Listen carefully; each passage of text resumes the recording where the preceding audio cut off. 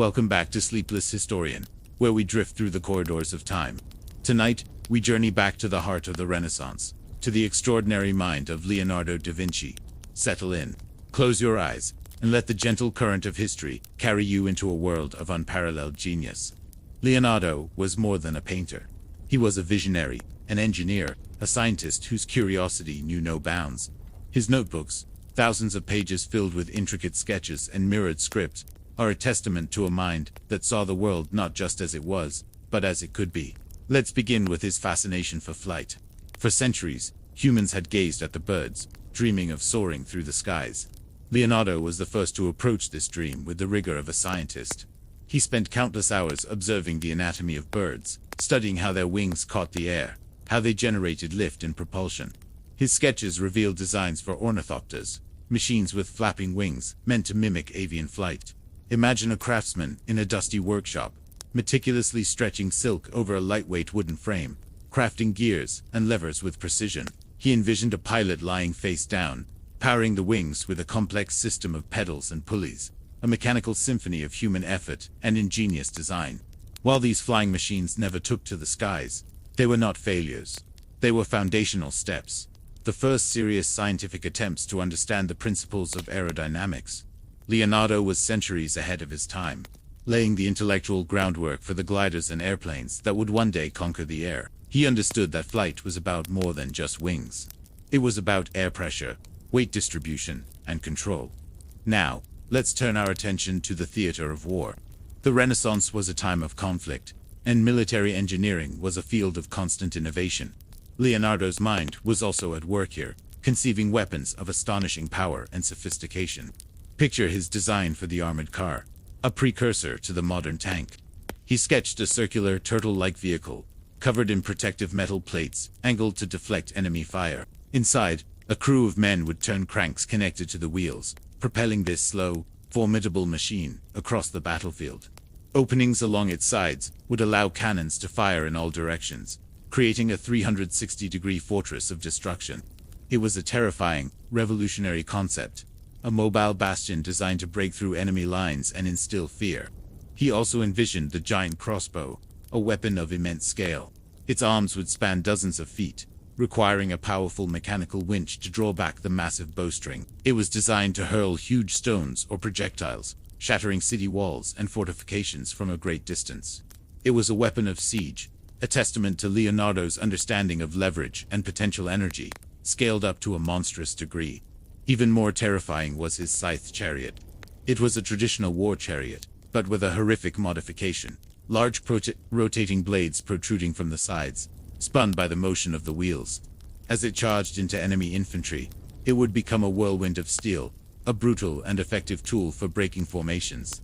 These designs, though many remained on paper, showcased a mind capable of both creating sublime beauty and conceiving terrible efficiency. Let's shift from the battlefield to the quiet depths of the water. Leonardo's curiosity extended beneath the waves. He designed one of the earliest known concepts for a diving suit. Imagine a diver encased in a waterproof leather suit, breathing through long tubes connected to a float on the surface, which held a supply of air. He even included a small bag for the diver to relieve himself in, a practical detail typical of his thoroughness. This wasn't just for exploration. He proposed using these divers for stealthy, underwater sabotage, sinking enemy ships from below. He also conceived of a webbed glove to increase the speed of a swimmer, a direct inspiration for modern swimming fins. He was always observing nature and applying its principles to human endeavors. He saw the webbed feet of a duck and immediately translated that efficient design into a tool for mankind. Beyond war and exploration, Leonardo's genius touched the world of civil engineering and industry. He was obsessed with automation, with making work easier and more efficient. He designed machines for grinding lenses, for minting coins with perfect uniformity, and for twisting rope. Consider his automated file cutter. Before Leonardo, each groove on a metal file was painstakingly cut by hand, with a hammer and chisel. Leonardo designed a machine where a heavy hammer, lifted by a water-powered or weight-driven mechanism, would repeatedly strike a chisel, while the file blank was automatically advanced by a precise screw mechanism. This would create perfectly spaced, uniform teeth, revolutionizing a fundamental tool for craftsmen everywhere. He designed bridges, too. His concept for a self-supporting bridge was particularly brilliant. It required no nails, no screws, no rope, just strategically cut timbers that interlocked under their own weight and compression.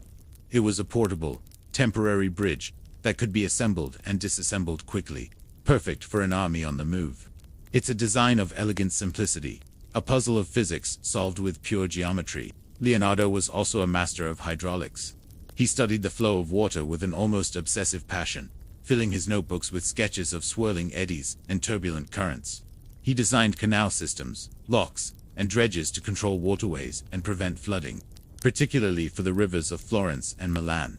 He understood the power of water and sought to harness it, to make it serve the needs of the city.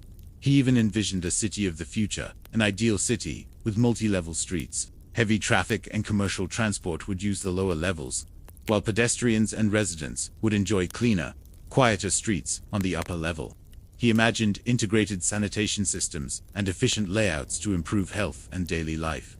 It was a form of urban planning that was centuries ahead of its time, addressing problems of congestion and hygiene that still challenge us today.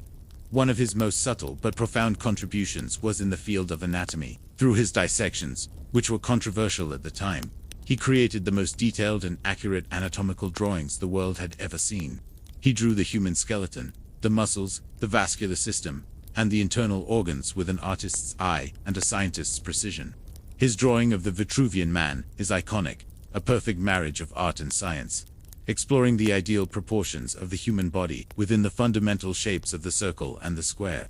But his deeper studies went far beyond that. He was the first to accurately draw the human spine with its curve, and to understand how the heart functioned as a pump with 4 chambers and valves. His anatomical studies were not just for art.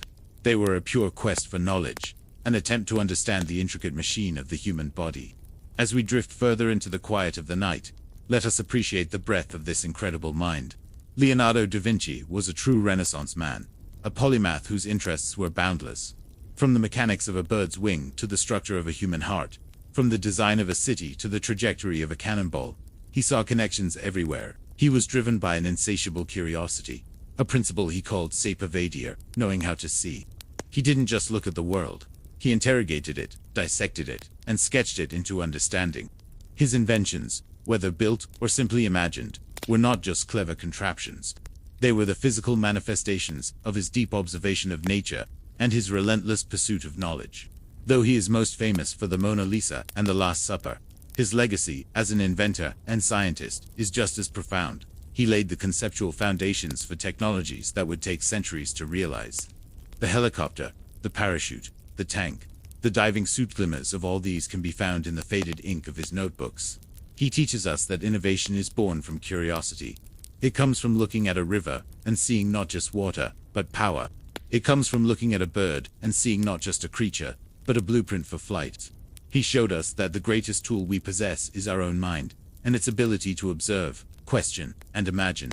Now, as the world of Leonardo fades into the soft darkness, let your own mind be still. Let the echoes of his genius be a gentle lullaby, a reminder of the infinite possibilities that lie within human curiosity.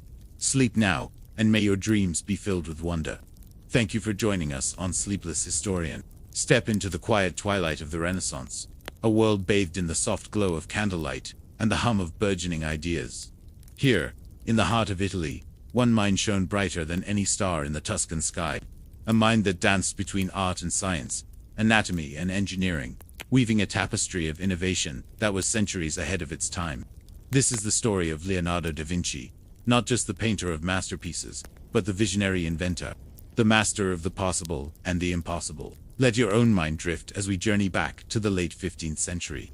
Picture Leonardo in his workshop, the air thick with the scent of linseed oil, wood shavings, and parchment.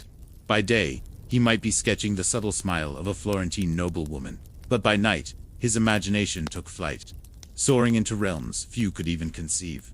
He wasn't just an artist, he was a student of the world, driven by an insatiable curiosity, a desire to understand the very mechanics of existence. His notebooks, thousands of pages filled with mirror script and intricate drawings, are a testament to this relentless pursuit of knowledge. They are a window into a mind that saw the world not as it was, but as it could be. In these pages, we find the first whispers of a future he was already building. Consider the sky. For millennia, Humanity had looked up at the birds, envying their effortless grace, their freedom. Flight was the stuff of myths, of gods and angels. But for Leonardo, it was a problem of physics, a puzzle to be solved. He spent countless hours observing birds, dissecting their wings, studying the way air currents flowed over their feathers. He meticulously documented the mechanics of flapping, soaring, and gliding. From these observations, the ornithopter was born. His drawings show a magnificent, bat-winged machine, a framework of pine and taffeta, with a system of pedals and levers designed to be powered by a human pilot. Imagine a man lying prone, his arms and legs pumping, trying to mimic the powerful downstroke of a bird's wing. It was a machine born of pure observation and daring imagination. While it never achieved sustained flight, the principles were sound. It was the dream of Icarus, reimagined through the lens of engineering. Leonardo understood that flight required not just wings, but an understanding of lift, thrust, and control. His fascination with movement didn't stop in the air. He turned his gaze to the water. Venice, the city of canals, inspired him to think about underwater exploration. He designed a diving suit, complete with a leather helmet, glass viewports, and breathing tubes made of cane, reinforced with steel rings to withstand water pressure. These tubes would connect to a float on the surface, a cork disc, holding the air supply. He even included a small bag for the diver to relieve himself in, a practical detail that reveals how deeply he considered the human element in his designs. He envisioned men walking on the seafloor, a concept straight out of science fiction. But for him, it was a logical extension of human capability. And on the battlefield, where brute force had long reigned supreme, Leonardo envisioned a new kind of warfare, one of precision and mechanical might. He sketched a tank, an armored vehicle, propelled by an internal hand-crank system operated by a crew of 8 men. Covered in wooden plates reinforced with metal, it bristled with cannons pointing in all directions.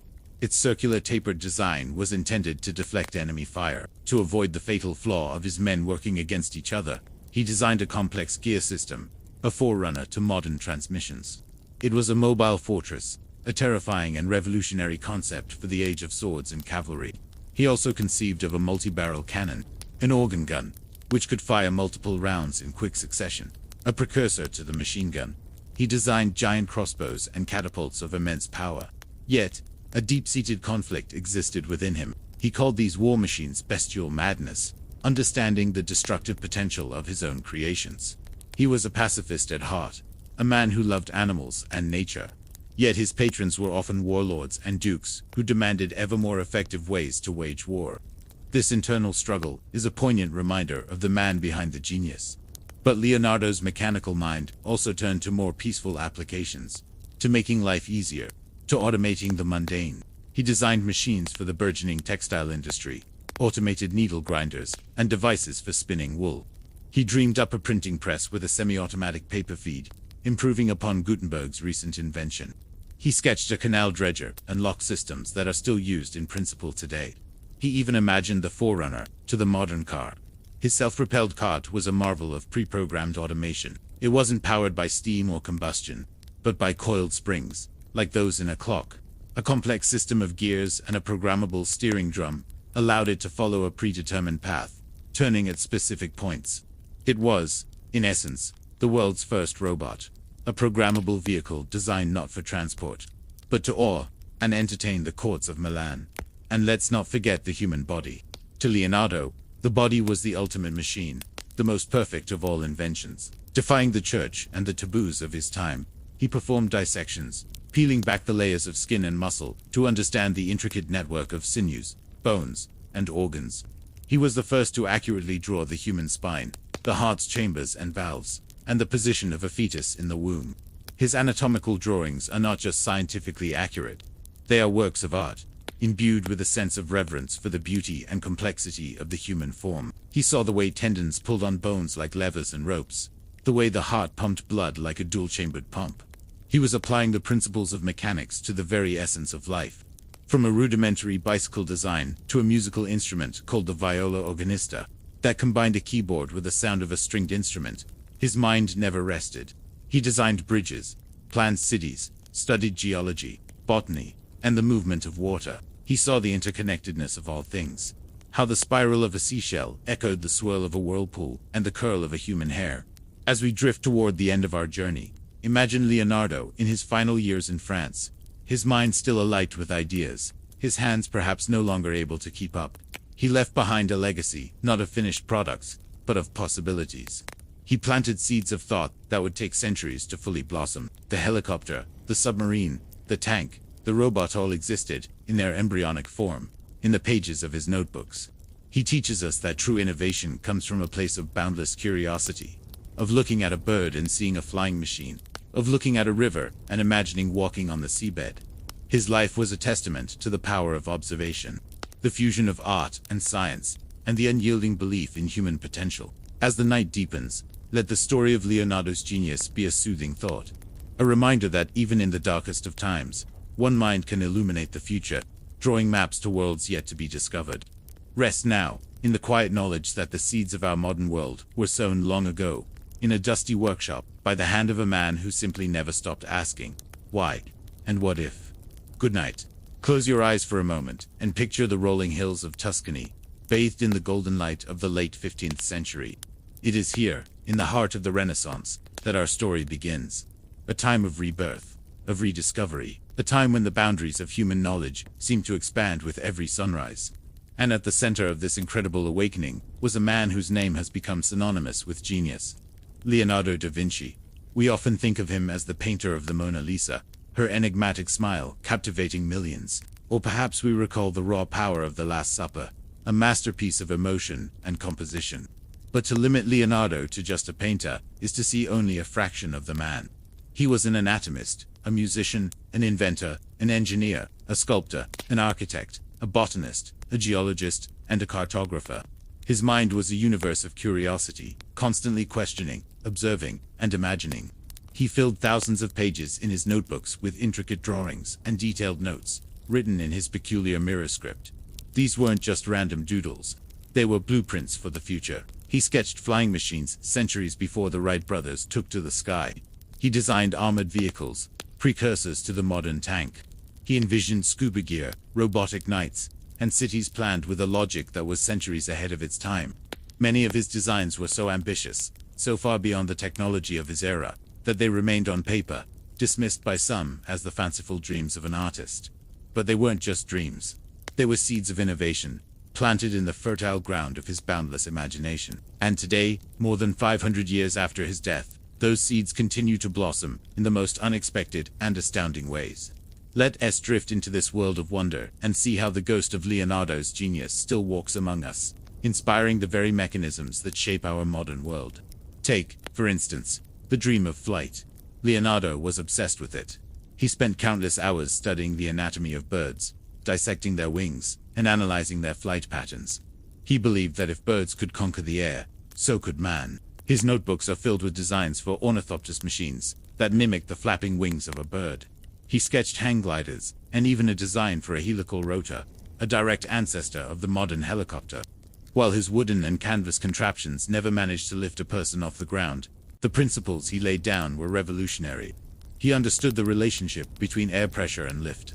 He grasped the importance of lightweight structures and aerodynamic shapes.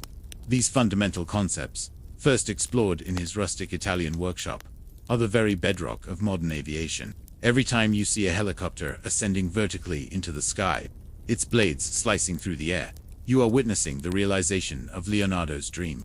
The engineers who designed that helicopter, whether they knew it or not, were standing on the shoulders of a Renaissance giant. The principles of rotor dynamics, the very idea of using a spinning screw to generate lift, can be traced back to that simple yet elegant drawing in a dusty, centuries-old notebook. Even the design of modern drone technology, with its quadcopters and precise aerial maneuvering, echoes Leonardo's fascination with controlled, vertical flight. He didn't just want to fly.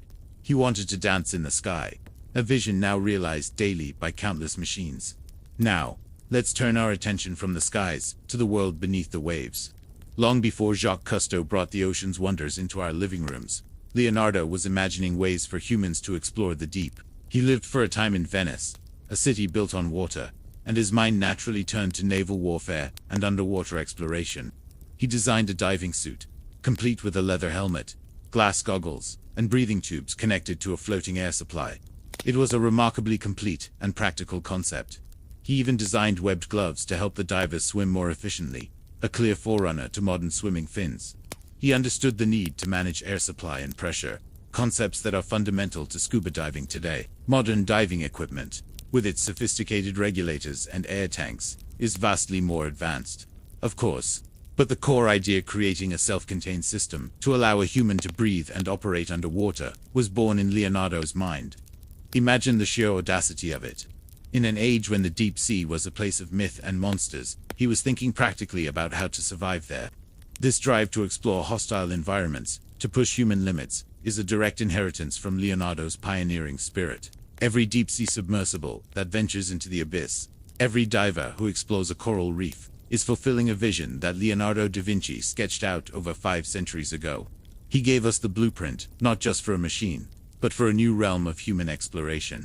Let's shift from exploration to mechanization, into the world of gears, pulleys, and automation. Leonardo's notebooks are a treasure trove of mechanical ingenuity. He was fascinated by the transfer of motion and power. One of his most famous creations was the robotic knight, a humanoid automaton designed to sit up, wave its arms, and move its head via a complex system of cables and pulleys. It was essentially the world's first known robot. This wasn't just a toy. It was a profound study in mechanics and anatomy. To make it move realistically, Leonardo had to understand how the human body worked, how muscles and joints interacted. This fusion of biology and engineering is a hallmark of his genius, and it's the very soul of modern robotics. Think of the automated assembly lines in a car factory. The robotic arms that weld, paint, and assemble components with superhuman precision are direct descendants of Leonardo's knight. The principles of using pulleys, levers, and gears to create complex, programmed movements are exactly what he was experimenting with. Now, look at the field of prosthetics. Advanced robotic limbs that can respond to an individual's neural signals, allowing them to grasp objects and perform delicate tasks, are the ultimate expression of Leonardo's vision. They are a perfect marriage of mechanics and human anatomy, designed to restore function and improve life. His early automaton was more than a curiosity. It was the first step on a long road to the sophisticated robotics and automation that power our world and even become a part of our very bodies. Beyond these grand inventions, Leonardo's influence is felt in subtler, but no less important, ways. He was a master of observation. He studied the flow of water, sketching the intricate patterns of eddies and vortices. His drawings are so accurate that they could be used to illustrate a modern fluid dynamics textbook. Today, engineers use these same principles to design more efficient boat hulls, to build safer bridges that can withstand river currents, and to create better systems for irrigation and water management. He was also a pioneer in cartography.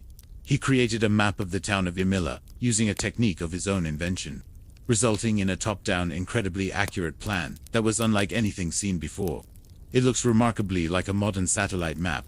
This ability to represent space accurately is the foundation of everything from Google Maps to urban planning. His method of combining precise measurement with a bird's-eye perspective revolutionized how we see and organize the world around us. Even his study of anatomy has left an indelible mark. By dissecting human bodies, a controversial practice at the time, he created the most detailed and accurate anatomical drawings of his era. He was the first to accurately depict the human spine and to understand how the heart acts as a pump, propelling blood through the body. These discoveries laid the groundwork for centuries of medical advancement. Every time a surgeon performs a cardiac operation or a doctor analyzes a medical scan, they are relying on a body of knowledge that Leonardo helped to build, one meticulous drawing at a time. So, why does Leonardo's work continue to resonate so powerfully after all these centuries? Perhaps it's because he was more than just an inventor or an artist.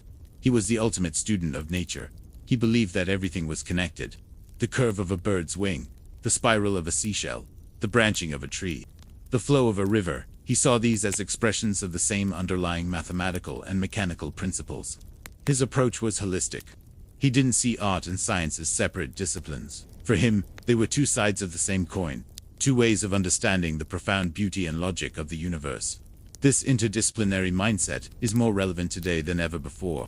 The greatest innovations of our time often happen at the intersection of different fields: biology and technology, design and engineering, data and art.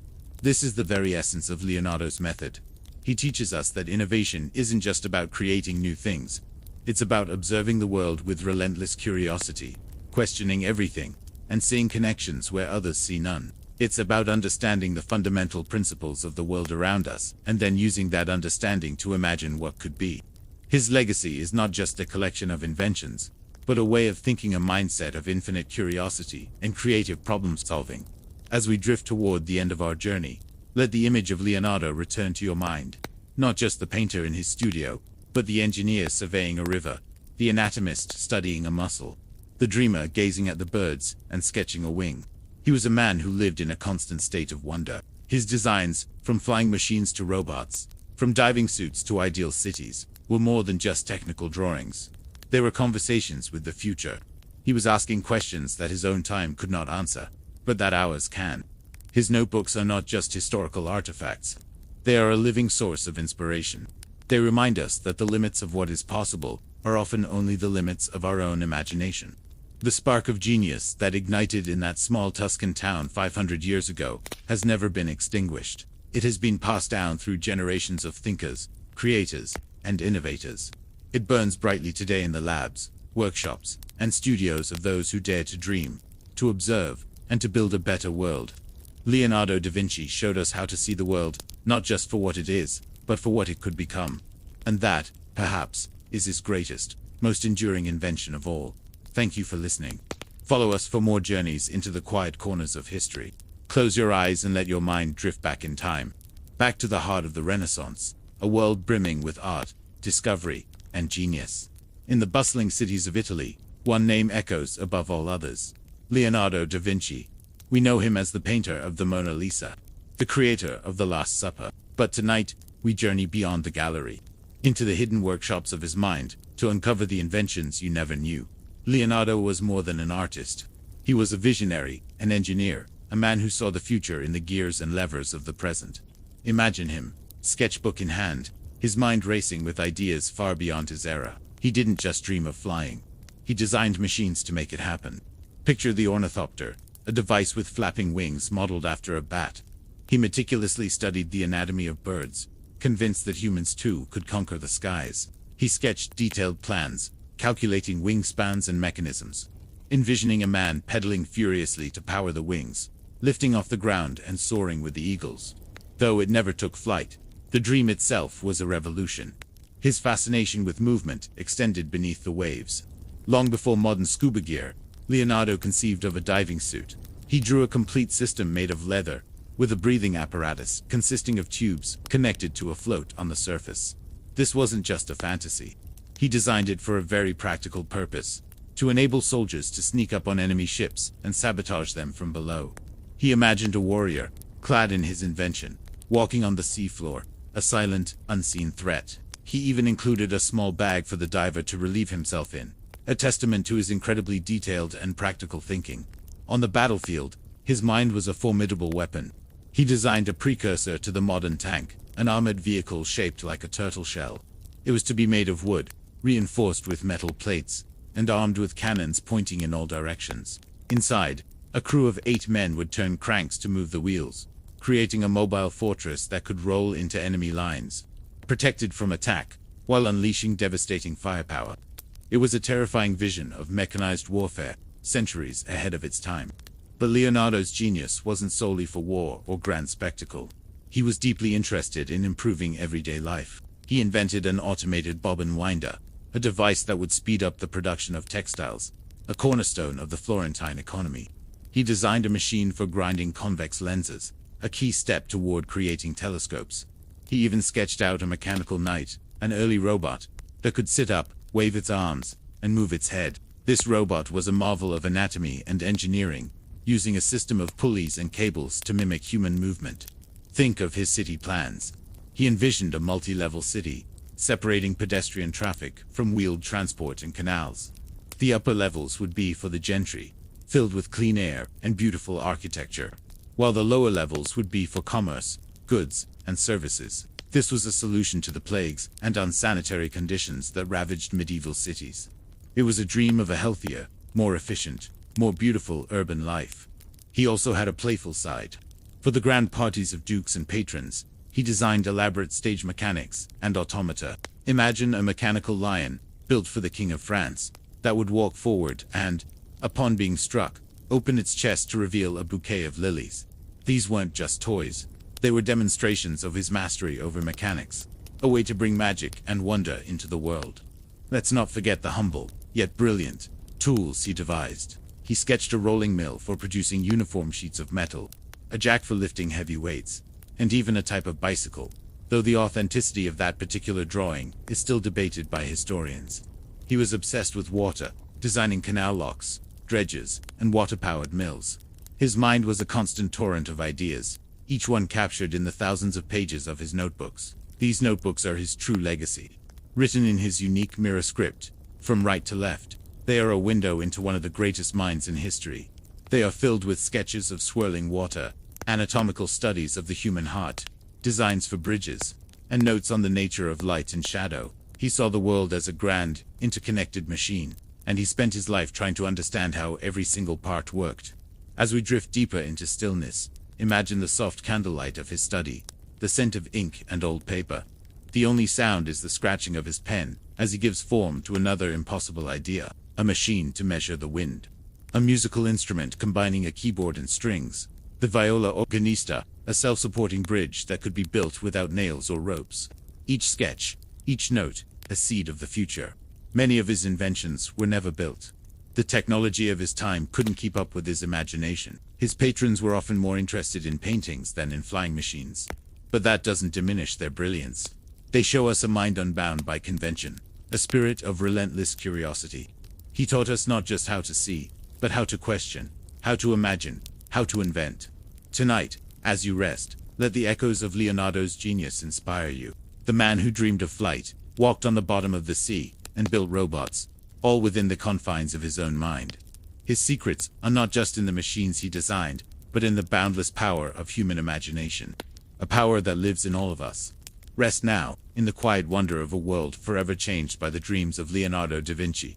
Sleep well. Hello, and welcome to Sleepless Historian. Tonight, let us travel back in time, not just to admire the masterpieces of a great artist, but to explore the mind of a visionary genius. Tonight, we delve into the world of Leonardo da Vinci. Beyond the enigmatic smile of the Mona Lisa and the divine drama of the Last Supper, lies a realm of incredible imagination, a world filled with machines and concepts, so far ahead of their time they seem to belong to our own age.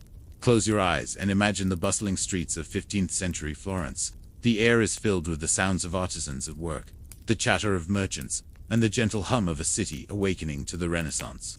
It is in this vibrant world that Leonardo lived, his mind a whirlwind of curiosity. He wasn't just an artist. He was an anatomist, a botanist, an engineer, a musician, and an inventor. His notebooks, filled with thousands of pages of sketches and notes, are a testament to an insatiable desire to understand everything around him. Let's begin our journey with one of Leonardo's most famous obsessions, flight. For centuries, humans had gazed at the sky, dreaming of soaring like birds. Leonardo, however, did more than dream. He studied. He spent countless hours observing the anatomy of birds, the way their wings beat against the air, how they caught thermal currents to glide effortlessly. His sketches reveal a deep, scientific approach to the problem of flight. One of his most iconic designs is the ornithopter. Imagine a machine with vast, bat-like wings, designed to be flapped by the pilot using a system of pulleys, levers, and pedals. The pilot would lie face down in a wooden frame, their arms and legs connected to the mechanics that would power the wings. Leonardo believed that by mimicking the flapping motion of a bird, humans could achieve flight. While the materials and human strength of his time were insufficient to make it work, the concept was revolutionary. It was a machine designed not by myth, but by meticulous observation of the natural world. It was the birth of biomechanics, but Leonardo's aerial ambitions didn't stop there.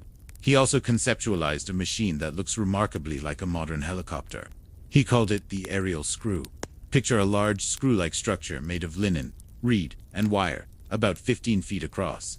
The idea was that, as four men rotated a central shaft, this screw would bore into the air, lifting the entire contraption vertically. It was based on the principle of the Archimedes screw, used for lifting water, while it likely wouldn't have generated enough lift to fly. The core principle using a rotating airfoil to generate lift is the very foundation of helicopter flight today. 5 centuries before the first helicopter took to the skies, Leonardo had already sketched its ancestor. From the skies, let us now descend to the depths of the ocean. The Venetian Republic, a great naval power, was often threatened by enemy ships. Leonardo, ever the practical problem solver, turned his mind to naval warfare. He designed a precursor to the modern diving suit. Imagine a diver, encased in a waterproof leather suit, breathing through long tubes made of cane reinforced with steel rings. These tubes would be connected to a float on the surface, a leather bag filled with air, allowing the diver to breathe while submerged. He even included a small pouch for the diver to urinate in, showing his attention to every practical detail. In his vision, these divers would be a secret weapon, able to approach enemy ships undetected, drill holes in their hulls, and sink them from below. This wasn't just an idea for exploration. It was a blueprint for underwater sabotage.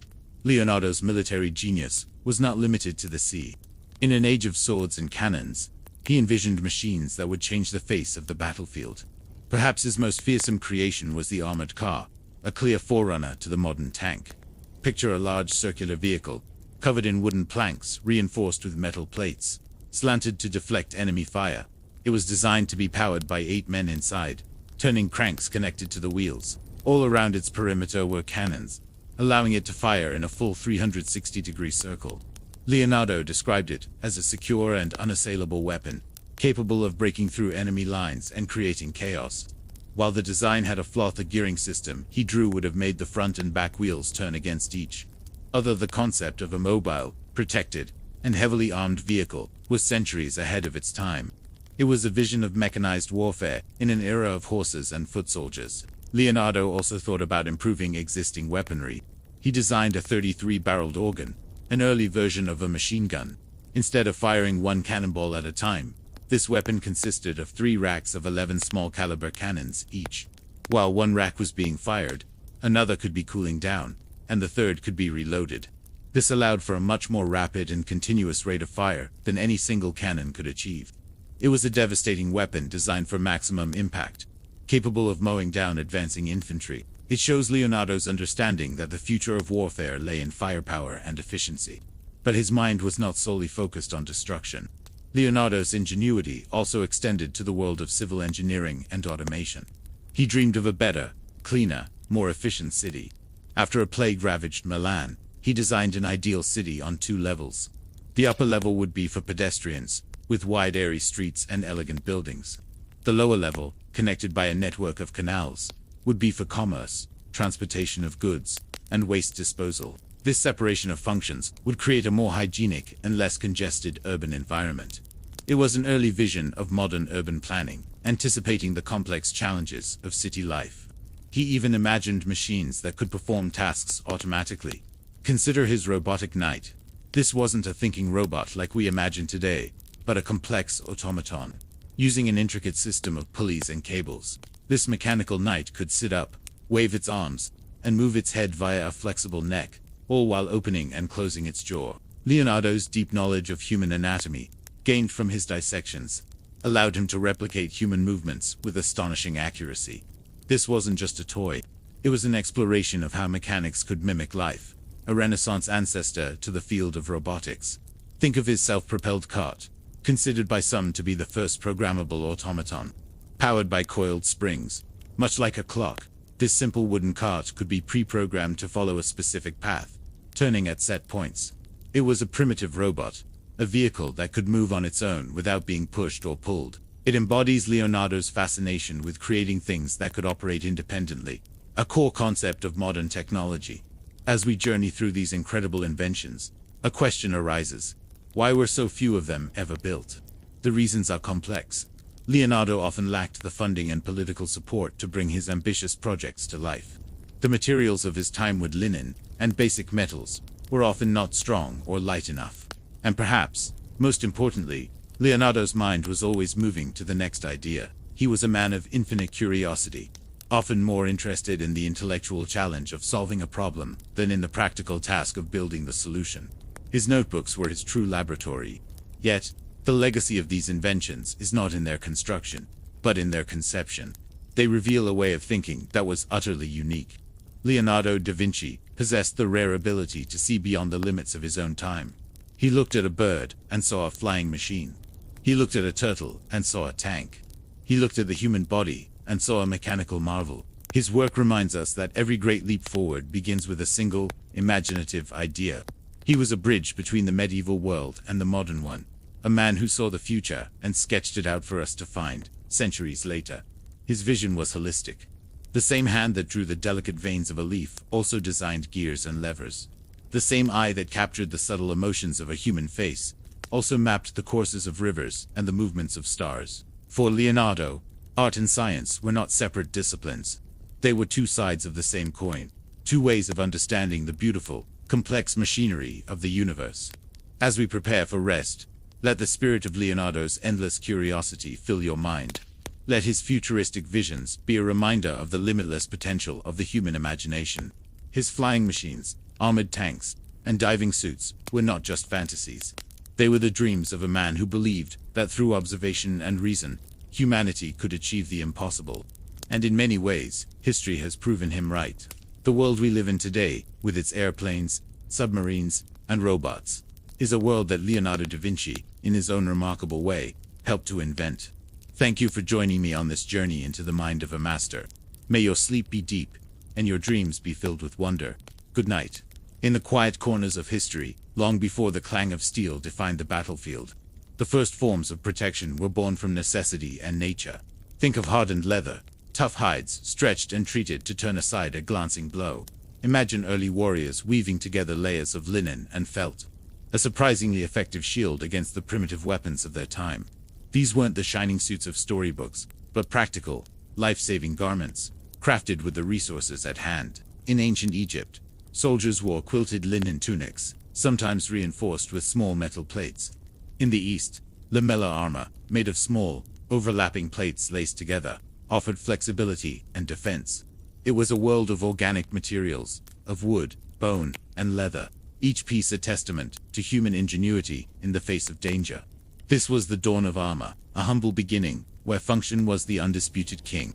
As civilizations grew and metalworking became a masterful art, the age of bronze dawned, and with it, a revolution in warfare and protection. The first metal armors were status symbols as much as they were defensive gear. Imagine the breathtaking sight of a Mycenaean warrior, encased in a suit of beaten bronze, a walking statue of power and prestige.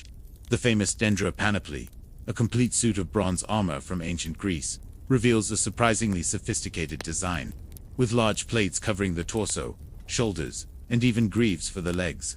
However, these early metal suits were incredibly heavy and cumbersome, restricting movement and demanding immense strength from their wearers. They were the tanks of the ancient world, formidable but slow. For many, a simple bronze helmet and a large shield were far more practical.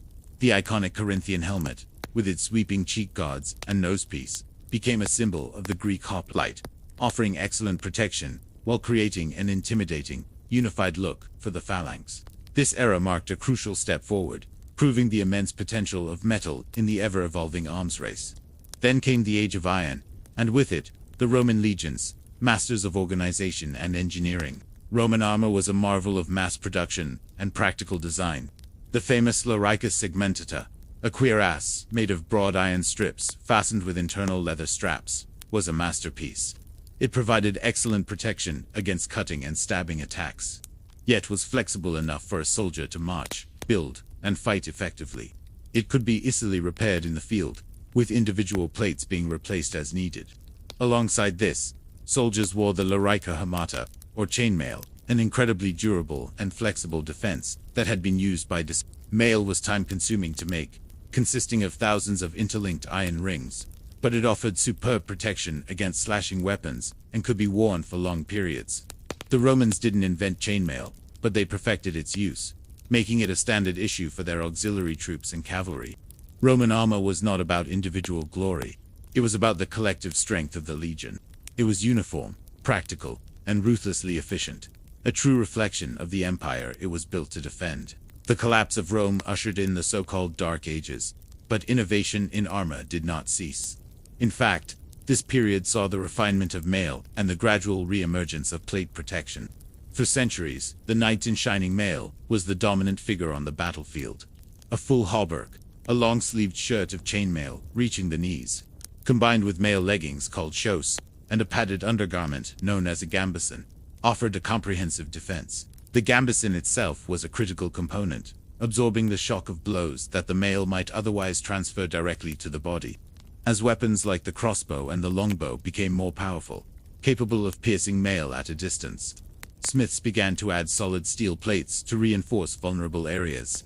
Small plates called splints were added to limbs, and eventually, solid breastplates and plate coverings for the arms and legs, known as vambraces and greaves, became more common. This was a transitional period, a slow and steady evolution where mail and plate worked in tandem, creating a hybrid defense that paved the way for the golden age of armor. The late Middle Ages, from the 14th to the 16th century, represent the zenith of plate armor. This is the era of the quintessential knight in shining armor, a complete, articulated suit of polished steel.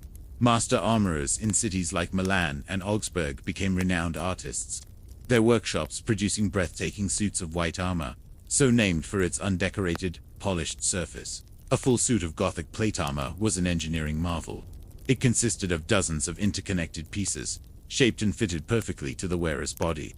Contrary to popular myth, a well-made suit of plate was not excessively heavy, weighing around 50 pounds, and it was surprisingly flexible. Knights could run, mount their horses, and even do somersaults in their armor. The design was brilliant, with fluted and ridged surfaces, not just for decoration, but to deflect the points of swords and lances. Every piece, from the helmet or sallet to the pointed sabatons covering the feet, was designed to create a glancing surface. This was the pinnacle of personal protection, a near-invincible shell that could turn aside almost any weapon of the day. It was also the ultimate expression of a warrior's status and wealth. As the medieval period waned and the Renaissance bloomed, something fascinating happened to armor. With the rise of increasingly powerful firearms, which could penetrate even the finest steel plate, the absolute defensive purpose of armor began to decline. It could no longer guarantee survival on the battlefield. And so, armor began a new life, transforming from a tool of war into a canvas for art and a symbol of aristocratic power. This was the age of parade armor. These magnificent suits were not meant for the grit and mud of the battlefield, but for the pomp and ceremony of the royal court. For jousts, tournaments, and parades, the steel was no longer just polished. It was etched with acid, gilded with gold, and embossed with elaborate scenes from mythology and history. Armor became a form of sculpture, a demonstration of immense wealth and refined taste. Great artists were commissioned to design these suits, which became treasured heirlooms passed down through generations of noble families. The function was now secondary to the form, a spectacular last hurrah for the age of armor. The 17th and 18th centuries saw the gradual disappearance of full-plate armor from the battlefield. As infantry tactics shifted to disciplined lines of musketeers, heavy armor became a liability. It was simply too heavy and too hot for the new way of war, and offered little protection against a musket ball at close range. Armor was shed piece by piece. First, the leg armor went, then the arm defenses. For a time, the cuirass, the breastplate, and backplate remained, especially for cavalry who still faced the threat of swords and lances. This three-quarter armor, as it was known, offered a compromise between protection and mobility. But eventually, even this was largely abandoned. The helmet persisted the longest, evolving into various forms for different cavalry units. But the era of the fully armored soldier was over. Armor had become a relic, a thing of the past, its clanking echoes fading from the fields of war, replaced by the sharp crack of gunpowder and the bright colors of military uniforms. Yet, the story of armor doesn't end there. It simply went into hibernation, waiting for a new context. The Industrial Age and the horrors of World War I brought personal protection roaring back into necessity. The steel helmet, reminiscent of the medieval kettle hat, was reintroduced to protect soldiers in the trenches from shrapnel and falling debris. It was a stark, functional return to armor's primary purpose, saving lives. During World War II, experiments with body armor continued, with flak jackets being developed for aircrews to protect them from anti-aircraft fire. These early vests used layers of ballistic nylon, a far cry from steel plate, but the principle was the same. It was the beginning of a new chapter, one that would be written not with steel and leather, but with advanced synthetic fibers. The ancient craft of the armorer was being reborn in the laboratories of the 20th century. Today, we are living in a new golden age of armor, driven by materials, science, and modern warfare. The knight's steel plate has been replaced by Kevlar, Spectra, and advanced ceramic composites. Modern body armor is lighter, stronger, and more flexible than ever before. Soldiers and law enforcement officers wear vests that can stop high-velocity bullets, a feat that would have seemed like magic to a medieval knight. Helmets are now integrated communication and optics platforms. The design philosophy has come full circle, returning to a focus on maximum protection with minimum. But beyond the battlefield, the aesthetic of armor has found a permanent home in our culture. It inspires fashion designers who use its strong silhouettes and metallic sheen. It's a cornerstone of science fiction and fantasy. From the gleaming stormtroopers of Star Wars to the intricate suits in video games, armor is no longer just for soldiers. It is a powerful symbol of strength, resilience, and protection.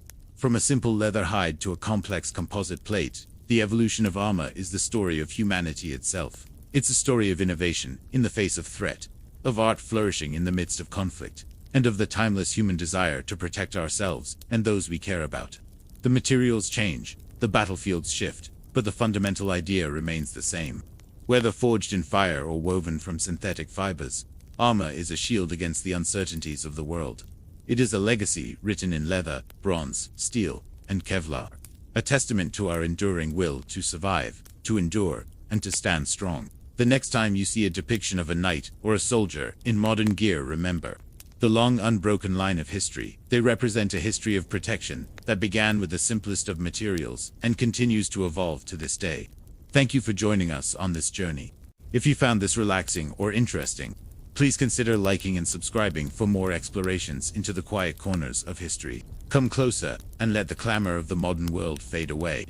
Tonight, we journey back in time, not to the din of clashing swords, but to the quiet truth of what it meant to wear a suit of steel. Forget the clumsy, clanking figures of Hollywood films. The reality of medieval armor is a story of artistry, engineering, and a surprising degree of elegance. Imagine a knight, not on a battlefield, but preparing for one. His armor isn't a single, heavy shell. It's a complex puzzle of meticulously shaped steel plates, each one custom-made to fit his body like a second skin. This was the pinnacle of Gothic plate armor, a masterpiece of the 15th century. Every curve, every joint, was designed for movement. A knight in full plate could run, jump, roll, and even swim if he had to. It weighed around 45 to 55 pounds, or 20 to 25 kilograms, which is less than what a modern soldier carries into combat. The weight was so evenly distributed across the body that it felt more like a heavy coat than a burden. Look at the subtle details. The fluting on the steel, those beautiful ripples and ridges, wasn't just for decoration. These channels added structural integrity, deflecting the points of swords and lances away from vital areas, much like the crumple zones in a modern car. Every piece had a purpose. The pauldrons protecting the shoulders, the counters guarding the elbows, and the greaves encasing the shins all worked in harmony. Underneath the gleaming steel, the knight wore a padded garment called a gambeson, or arming doublet. This thick, quilted layer provided crucial shock absorption, preventing the blunt force of a blow from breaking bones, even if the armor itself wasn't pierced. The helmet, or helm, was a marvel in its own right. The visor, with its narrow eye slits, or sights, was a calculated trade-off between protection and perception. Too wide, and a blade could find its way in. Too narrow, and the wearer's vision would be dangerously restricted. Many helmets had small ventilation holes, often arranged in decorative patterns, to allow the knight to breathe and to prevent the visor from fogging up. It was a claustrophobic world inside, where the sound of one's own breathing was amplified, and the world outside was a muffled, distant echo. But armor was more than just protection. It was a status symbol, a billboard of a knight's wealth, lineage, and identity. A simple, unadorned suit was for the common man. A nobleman's armor, however, would be a work of art. It might be blued, blackened, or even gilded with gold. Intricate etchings, called engraving, could depict religious scenes, heraldic beasts, or floral patterns, turning the steel into a canvas. These suits were incredibly expensive. A high-quality harness could cost as much as a small farm or a luxury car today. The master armorers of cities like Milan, Augsburg, and Greenwich were celebrated artisans, their names known and respected throughout Europe. Let's dispel another myth: the knight being hoisted onto his horse with a crane. It's a comical image, but entirely false. A trained knight could mount and dismount his horse unassisted, with surprising agility. The design of the saddle, the high cantle at the back and pommel at the front, helped lock him in place, turning horse and rider into a single, powerful weapon. The armor was designed to function seamlessly with this equestrian posture. Even the sounds of armor were part of its language. The quiet jingle of mail, the soft creak of leather straps, the subtle click of articulating plates. These were the sounds of a warrior at rest. On the battlefield, this symphony would be lost in the roar of combat. But in the quiet moments, in the arming tent, on the march, or standing guard on a castle wall, these sounds were a constant companion. They were a reminder of the steel shell that separated the man from the world, his shield against the chaos of war. As tournaments grew in popularity, specialized armor was developed. The statue, for example, was an incredibly heavy and rigid suit designed purely for jousting. Its main purpose was to protect the rider from the shattering impact of a lance. The helmet was bolted to the breastplate, immobilizing the head, and a massive shield-like plate covered the left side of the body. This armor was useless for actual combat, a testament to how sport and warfare began to diverge. But what happened when the armor was damaged? Blacksmiths and armorers were essential members of any army. They traveled with the troops, their mobile forges ready to hammer out dents, replace broken rivets, and mend cracked plates. A dent wasn't just a cosmetic flaw. It was a weak point that could be exploited in the next fight. Maintenance was constant and crucial. The armor had to be kept clean and oiled to prevent rust. The silent enemy that could destroy a priceless suit faster than any sword. As the sun sets on our journey, picture that suit of armor, now empty, standing silent in a great hall. The firelight glints off its polished surfaces. It is no longer a tool of war, but a monument. A monument to the craftsman who forged it, to the knight who wore it, and to an age when survival depended on the marriage of steel, leather, and human ingenuity. It holds the echoes of history in its cold embrace, the quiet determination before a battle, the adrenaline of the charge, and the solemn stillness after the fighting was done. It is more than just protection. It is a story, forged in fire and worn with honor, a silent guardian from a world long past. Rest now, and let these echoes of steel and strength guard your own peaceful slumber. Hello, and welcome to Sleepless Historian. Tonight, let the gentle clinking of steel and the whispers of history guide you into a state of deep relaxation and peaceful slumber. We journey back in time, not to the clamor of battle, but to the quiet workshops and serene armories, where masterpieces of protection were born. Close your eyes, breathe deeply, and let your mind drift as we explore 5 iconic armors that were more than just metal and leather. They were game changers that shaped the course of history. Our first stop is in ancient Greece, long before the gleaming muscle cuirasses of the Parthenon friezes. We find ourselves in the Bronze Age. Among the Mycenaeans here, craftsmen are painstakingly assembling the dendra panoply. Imagine the soft, rhythmic tapping of hammers on bronze. Each piece is carefully shaped, a segmented cuirass for the torso, large shoulder guards, a high collar to protect the neck, and even greaves for the shins. It's a full suit, a bronze shell for a warrior, looking almost robotic to our modern eyes. This wasn't just armor, it was a mobile fortress. While it seems cumbersome, it offered unparalleled protection for the chariot-riding elite. The dendra panoply represents the dawn of heavy infantry, a concept that would dominate battlefields for millennia. Its existence tells us that from the very beginning, the quest for total protection was a driving force of innovation. Picture the warrior encased within a living statue of bronze, a testament to the ingenuity of his time. Let the thought of this ancient silent guardian lull you deeper into tranquility. Now, we travel forward, to the heart of the Roman Empire. The sun beats down on a dusty road somewhere in Gaul. We see not a single legionary, but a column of them, stretching to the horizon. Their armor is the Larica segmentata. Feel the sun warm your face as you watch them march. Listen to the gentle rhythmic sound of thousands of overlapping iron plates moving in unison. It's a sound like a metallic river flowing across the land. The Larica segmentata was a marvel of mass production and modular design. It wasn't forged from single, massive plates, but constructed from standardized iron strips, held together by internal leather straps. This made it easier to produce, repair, and store. A soldier could replace a damaged segment without needing a master armorer.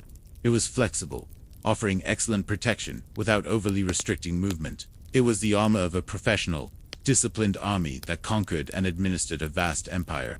It represents order, efficiency, and the power of standardization. Think of the quiet discipline of the Roman camp at night, the armor neatly stacked, ready for the dawn, a symbol of order, a promise of peace through strength. Let this image of Roman order and quiet strength soothe your mind. Our journey now takes us to the windswept islands of Japan during the Sengoku period, the age of warring states. We step into a quiet, lacquered room. The air smells of wood, silk, and incense. Before us stands a suit of tosagusoku, or modern armor. Unlike the ornate, boxy armor of earlier samurai, this armor is sleek, functional, and form-fitting. It's made of iron and leather plates, or kozane, laced together with vibrant silk cords, or odoshi. The most revolutionary part is the single-piece cuirass, the D, which could be hinged to open like a clamshell.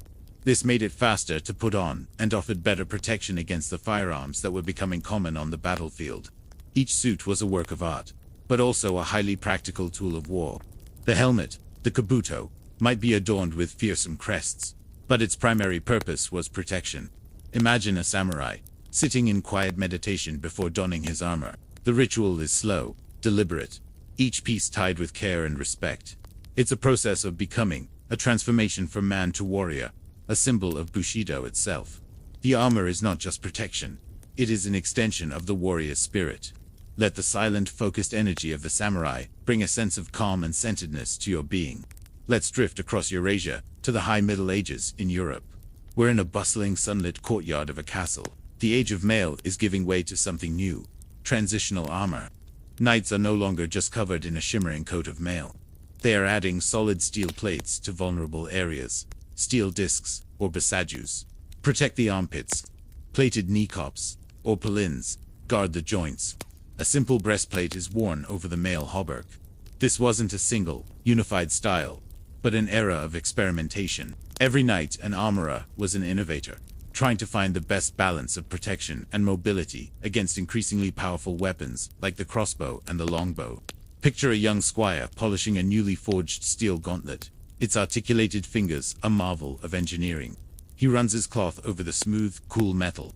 It represents a crucial step towards the full-plate harness that would define the late medieval knight. It's a story of evolution, of gradual improvement, of problem-solving written in steel.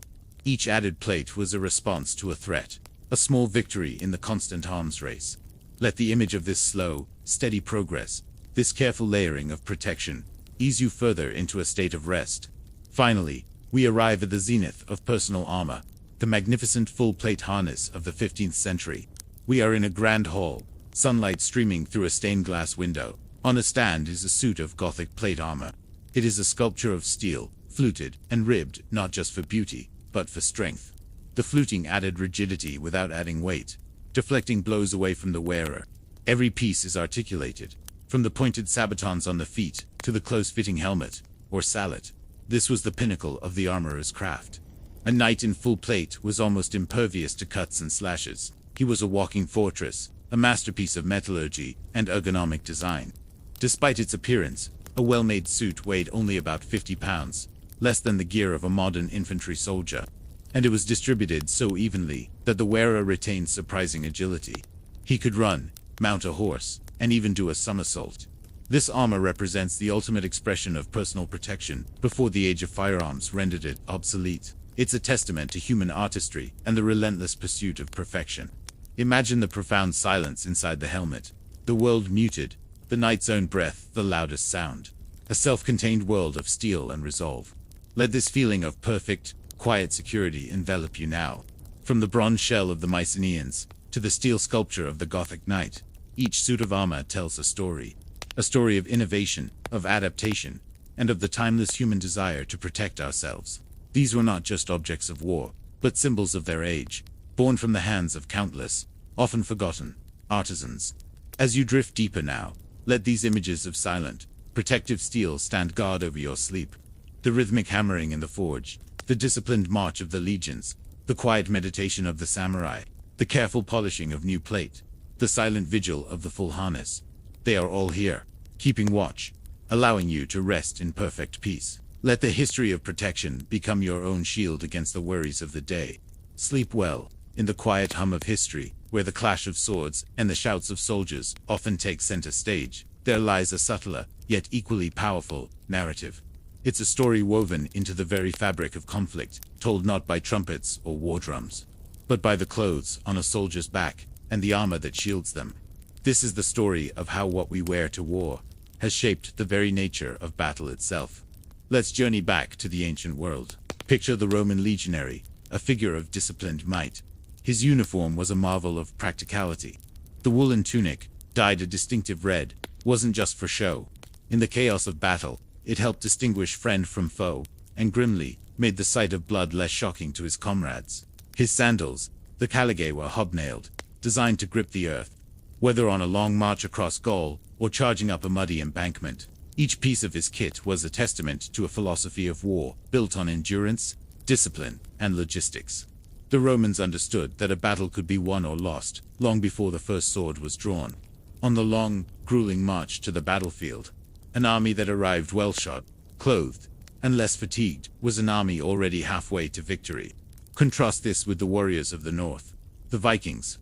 Their clothing was born of a different world, one of cold seas and swift raids. They wore layers of wool and leather, not just for warmth on their longships, but for protection.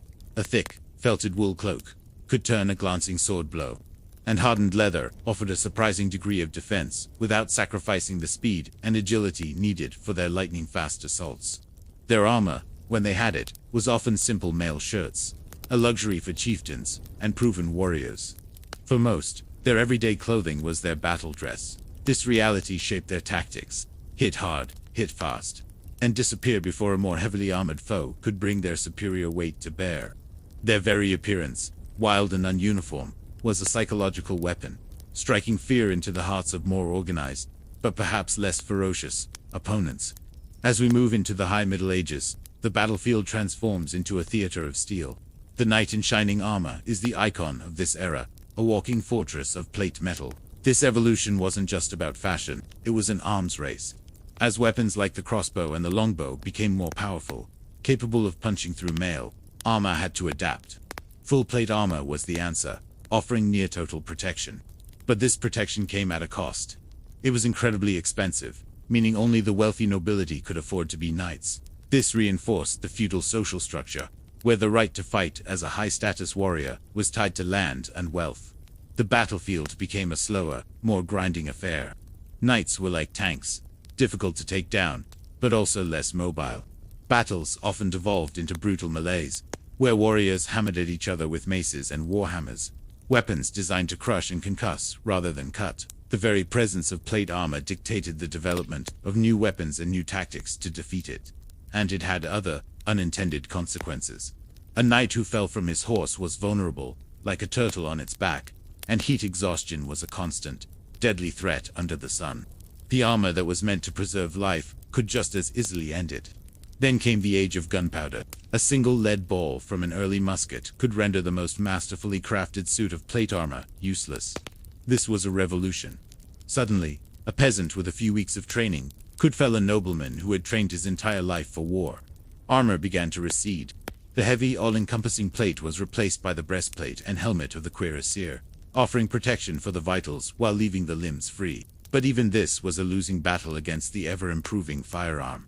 As armor faded, the uniform rose in prominence. Think of the redcoats of the British Empire or the blue-clad soldiers of the Union Army.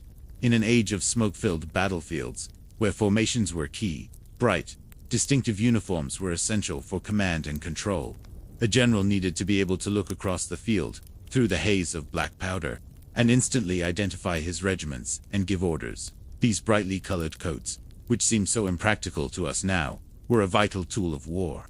They turned men into a cohesive unit, a single entity that moved and fought as one. The soldier's identity was subsumed into the regiment, symbolized by the color of his coat. The First World War brought a brutal end to the age of colorful warfare. The machine gun and modern artillery made, standing in neat lines wearing bright red or blue suicidal. The battlefield demanded a new kind of clothing, one that prized invisibility over identity. And so, camouflage was born. Khaki, olive drab, and feldgradel, earthy tones replaced the vibrant colors of the past. The goal was no longer to be seen, but to disappear, to blend into the mud and shattered landscapes of the trenches. The sniper's ghillie suit, a masterful creation of fabric and foliage, is the ultimate expression of this principle, becoming one with the environment to deliver death from an unseen quarter. This shift fundamentally changed the psychology of the soldier. No longer a proud part of a colorful formation, he became a hunter, a shadow, stalked by an unseen enemy. Today, the evolution continues. A modern soldier's clothing is a technological marvel. It's not just a uniform. It's a system. Fabrics are designed to be flame retardant, to wick away sweat, and to protect against chemical and biological agents. Body armor, made from advanced materials like Kevlar and ceramic plates, can stop high-velocity rifle rounds, bringing back the concept of personal protection that was lost with the demise of plate armor. Integrated into their gear are communication systems, night vision optics, and navigation aids. The clothing itself is now part of the weapon system, enhancing the soldier's senses and connecting them to a network of information. The modern soldier is a node in a network, their effectiveness determined not just by their weapon, but by the data fed to them through the very gear they wear. From the Romans' hobnailed sandal to the digital camouflage of today, the relationship between what a soldier wears and how they fight is an unbroken thread running through history. It's a story of innovation and adaptation, of an endless race between protection and lethality. Clothing and armor are not passive elements of war. They are active participants. They shape tactics, define social structures, and alter the very psychology of combat. They tell us who is friend and who is foe, who is valuable and who is expendable. The next time you see a depiction of a historical battle, look past the swords and the banners. Look at the clothes. For in the simple threads of a tunic, or the complex layers of modern body armor, you will find the silent, unspoken art of war. Thank you for joining me on this journey through history. If you found this interesting, consider liking and subscribing for more stories from the past. Sleep well, close your eyes. Let your mind drift back through the centuries, to a time when the world was both harsher and simpler. We are not in a grand castle or on a bloody battlefield today. Instead, find yourself in a small, quiet fishing village nestled by the shore. The air is cool and damp, heavy with the scent of salt and sea. A thick blanket of fog clings to the water's edge, muffling the world in a soft, gray embrace. The only sounds are the gentle lapping of waves against the wooden hulls of boats and the distant, mournful cry of a seabird cutting through the mist. Listen closely. You can hear the soft scrape of a knife against a wooden board as someone scales a fish, the rhythmic thud of a hammer mending a boat, the quiet rustle of nets being untangled and spread out to dry. These are the sounds of life, of a community working in harmony with the sea. The people here move with a slow, deliberate grace, their faces weathered by sun and spray, their hands calloused from years of pulling ropes and mending nets. Their movements are a silent language, a testament to generations of shared knowledge and tradition. There is a peace here, a deep and abiding tranquility born from a life lived in close communion with nature. The villagers don't rush. They understand the tides, the seasons, the patient rhythm of the world. They know when to cast their nets and when to wait. They know the signs of an approaching storm and the promise of a calm dawn. Their existence is a delicate dance between human effort and the immense, unpredictable power of the ocean. As the morning wears on, the fog begins to thin. Pale, watery sunlight filters through the clouds, casting a soft, ethereal glow over the scene. The wet shingles of the small cottages glisten, and the damp sand on the beach sparkles like scattered diamonds. The world awakens slowly, peacefully. Children, bundled in rough-spun wool, played quietly by the water's edge, their laughter like the chiming of small bells. An old woman sits on her doorstep, her fingers deftly weaving a basket from reeds, her expression one of serene concentration. Imagine the feel of the rough, damp wood of a pier beneath your bare feet, the chill of the sea breeze on your face, the warmth of the sun as it finally breaks through the clouds, chasing away the last vestiges of the morning mist. The air is now filled with the smell of wood smoke from 100 hearths, mingling with the ever-present scent of the sea. It is a smell of home, of safety, of community. But this village, like all places in this era, knows that peace is a fragile thing. Beyond the horizon, beyond the protective embrace of the bay, the world is a dangerous place. Raiders, pirates, and the armies of ambitious lords are a constant, unspoken threat. This deep-seated awareness is woven into the very fabric of their lives, as much a part of their world as the rising and falling of the tide. And so, alongside the fishing nets and boat-building tools, another set of objects holds a place of quiet importance. Armor. It is not the gleaming, ornate plate armor of a high-born knight. This is the armor of the common person, the defender of the hearth and home. Look inside one of the cottages. Hanging on a peg by the door is a gambeson, a thick, padded jacket made of layers of linen or wool, stitched in tight, vertical lines. It smells faintly of sweat, oil, and the smoke from the central fire. This is not a costume. It is a vital piece of equipment. It can turn the edge of a stray sword cut or absorb the impact of a club. It is heavy, warm, and comforting in its solidity. Next to it might hang a simple leather cuirass, hardened by boiling it in wax or water. It's scarred and nicked, each mark a story of a near miss, a testament to its protective power. Or perhaps you see a coat of plates, where small iron rectangles are riveted to the inside of a leather or canvas vest. It is less flexible than mail, but cheaper and easier to make and repair. A single plate can be replaced by the village blacksmith, using the same forge where he makes nails and fishing hooks. This armor is practical, born of necessity and ingenuity. And then there is the mail shirt, the horseback. For a simple villager, owning one is a mark of status, perhaps an heirloom passed down from a grandfather who served in a lord's levy. Each tiny iron ring is interlocked with 4 others, creating a flexible, flowing fabric of steel. Pick it up, feel the surprising weight of it, the cool, smooth texture of the rings. Hear the soft, metallic whisper as it shifts in your hands, to where it is to be encased in a second skin of iron, a heavy but reassuring burden.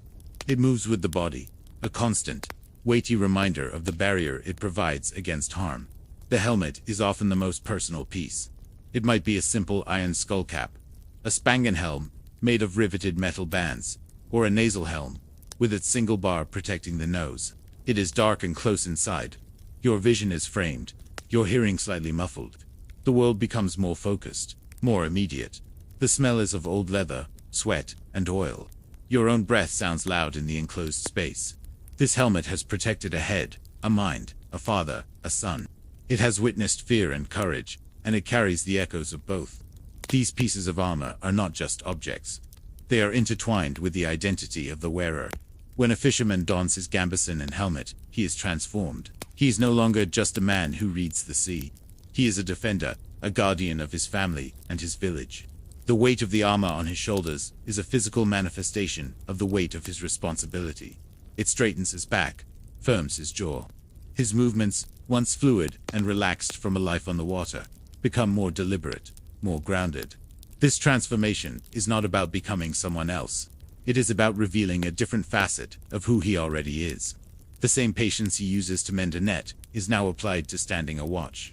The same strength he uses to haul a heavy catch is now ready to hold a shield wall. The same knowledge of currents and winds is mirrored in an understanding of terrain and tactics. The armor does not create the warrior. It allows the warrior within the fisherman to step forward. Think of the blacksmith, his powerful arms accustomed to the hammer's rhythm. When he dons his mail shirt, a piece he may have helped repair himself, his identity as a creator merges with that of a protector. He understands the metal, its strengths and weaknesses. He knows the precise point where it will bend or break. This intimate knowledge gives him a quiet confidence. The armor is an extension of his craft, a product of the same fire and skill he uses to forge a plowshare or a ship's anchor. He is defending not just his home, but the world he helps to build and maintain. For these people, armor is a communal legacy. Pieces are passed down, repaired, and modified. A dent in a helmet is hammered out. A broken ring in a mail shirt is painstakingly replaced. A leather strap is mended. These repairs are visible, becoming part of the armor's history. It carries the marks of battles fought by ancestors, a tangible link to the past. When a young man puts on his father's helmet, he is not just protecting his head. He is shouldering a legacy of courage and survival. He is connecting to a chain of generations who have stood on this very shore and vowed to protect it. Now, as the sun begins to set, casting long shadows across the village, the day's work is done. The boats are moored, the nets are drying, the scent of cooking fires is stronger now, carrying the promise of a simple, hearty meal: smoked fish, dark bread, a warm stew. The armor is put away, hung back on its peg. The weight is lifted from the shoulders. The fisherman is a fisherman once more.